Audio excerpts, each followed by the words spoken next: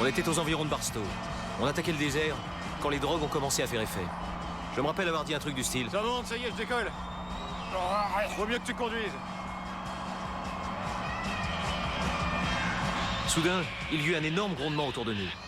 Et le ciel fut rempli de ce qui semblait être d'énormes chauves-souris qui voltigeaient, criaient et voltaient autour de la voiture. Et une voix a crié « D'où Jésus, c'est quoi ces putains de bestioles ?»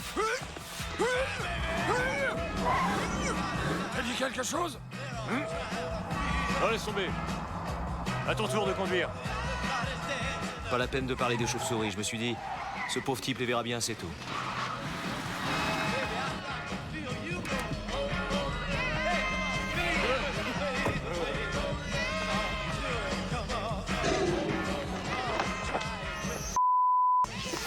Fait-il?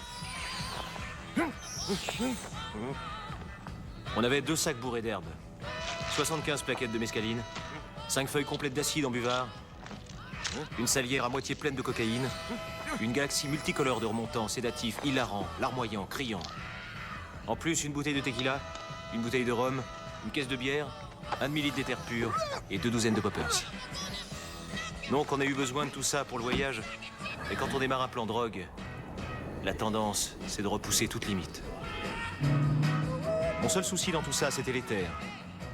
Je ne connais rien au monde de plus pitoyable et irresponsable et dépravé qu'un hétéromane en vadrouille. Et je savais qu'on y viendrait avant longtemps. Le sous-comité du Sénat signale dans un rapport que 160 GIs sont morts d'overdose, dont 40 au Vietnam cette année. Une dose, mate. One take on the line. Another on the railway station. One take over the line. Quelle histoire pour une brief. Sweet, sweet Mary.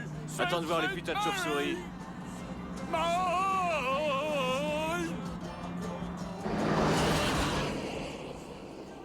Tiens, le jeune mec, on va le prendre. Quoi? Non! Attends! Faut pas s'arrêter ici. C'est le pays des chauves-souris. Oh super, j'étais jamais monté en décapotable. Ah tiens non. Eh bien, j'imagine que t'es prêt pour l'expérience? On est tes amis. Nous, on est des mecs sympas. Vraiment. Un mot de plus et je te couvre de sangsues. T'as pigé? Oh. En route.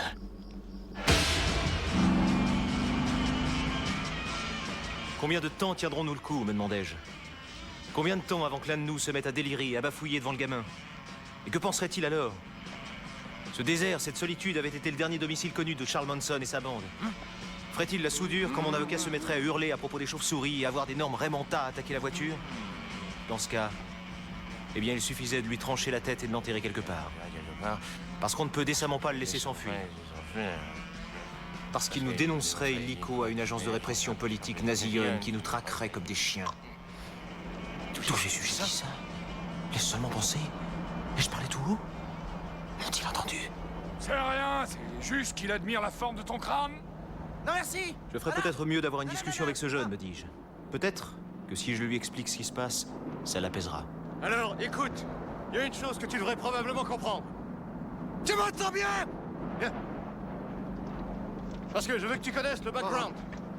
Nous sommes sur une mission particulière, avec des risques énormes pour notre existence. Je suis docteur en journalisme. C'est très important de dire c'est une histoire vraie. Regarde l'autoroute! Arrête pas! De route! Haute pistole, pointe de route de merde! Nos vibrations tournaient à l'aigre. Mais pourquoi? N'y avait-il pas de communication possible dans cette voiture? Nous étions-nous ravalés au rang de bêtes sauvages? Je veux que tu comprennes, le monsieur au volant, c'est mon avocat. Et non une pauvre épave ramassée dans un bouge, hein? C'est un étranger. Il est probablement polynésien. C'est pas gênant, j'espère. T'es pas raciste? Oh que non. Je me disais aussi. Parce qu'en dépit de sa race, cet homme est extrêmement valable à mes yeux. Oh, j'avais oublié la bière, tu en veux? Un petit peu d'éther? Quoi? Ah, laisse tomber. Alors, retournons au cœur de cette aventure.